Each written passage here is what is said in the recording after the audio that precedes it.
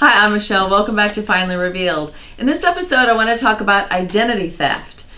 It's a word that's been around, or a phrase that's been around for quite a while, and there was even that movie about it, Catch Me If You Can, starring Leonardo DiCaprio.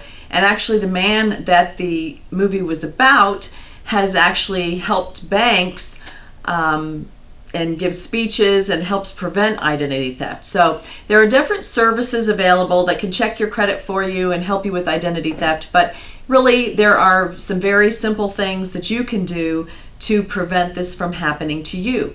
Now, what identity theft is someone stealing your personal identification information and getting credit or using your credit, or in fact all the way to stealing your money out of your checking account without your knowledge.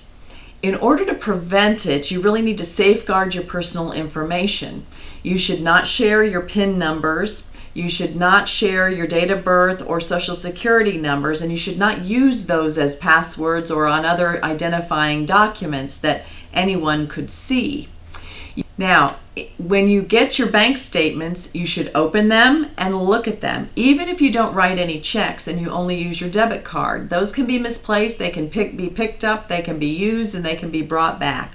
Besides checking your balance, you need to check your actual transactions, because you are in charge of notifying the bank if there are any errors. And sometimes there are simple errors that are in your favor and the bank caused them, and you need to report those. But there also can be instances when someone picked up your card, made a withdrawal, or made a purchase, and if you don't check your statement, you're not going to know that. It could happen in small increments and then over time build up such that all of a sudden your card is declined, or a check is returned, or a payment is returned because your account has been drained.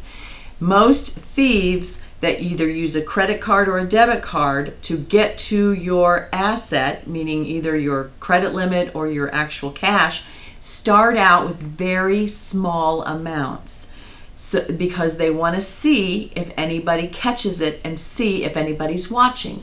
If you're not watching, they're going to ramp it up pretty quick. So check your bank statement, notify the bank if there's any irregularities. If there are checks on there, pull them up and make sure that they're paid to who you intended them to be paid to, and that that's your signature.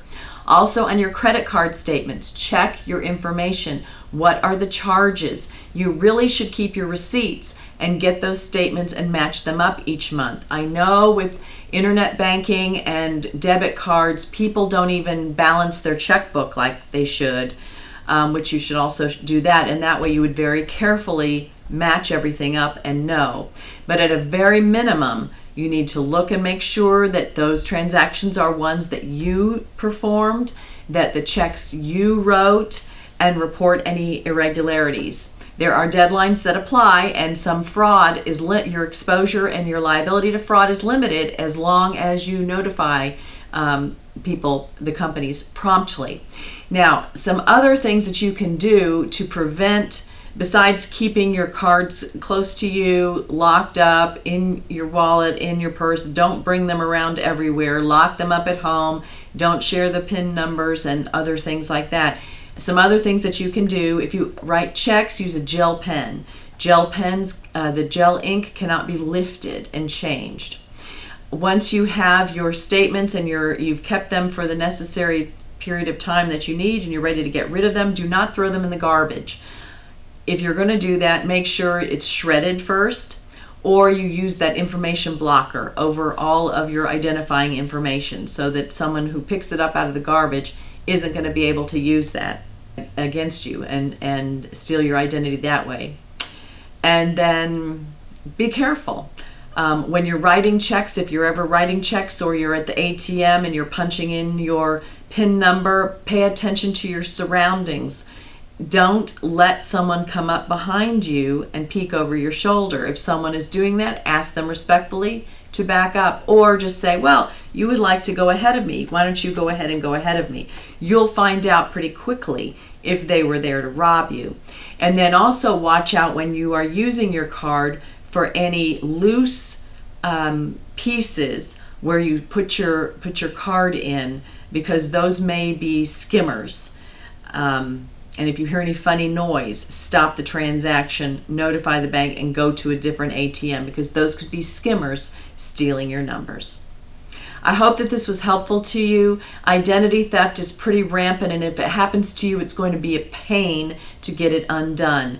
And of course, check your credit report at least every year. Make sure that the debts that are reported on there, or the credit items, are things that you actually use. One of the little known tricks in identity theft is that they use your credit and they actually pay the bill off. They'll apply to buy a car and they'll actually pay that car off. However, that is still stealing from you, because if you want to go buy a car, then that amount of that loan is going to count against you.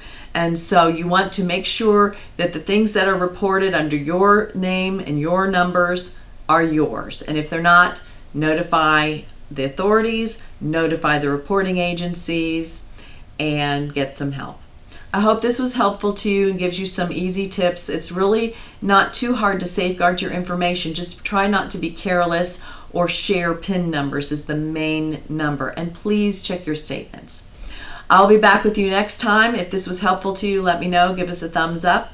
If you're interested in our other videos, look around the playlist, subscribe. You can also follow us on Facebook or Twitter. I'll see you next time.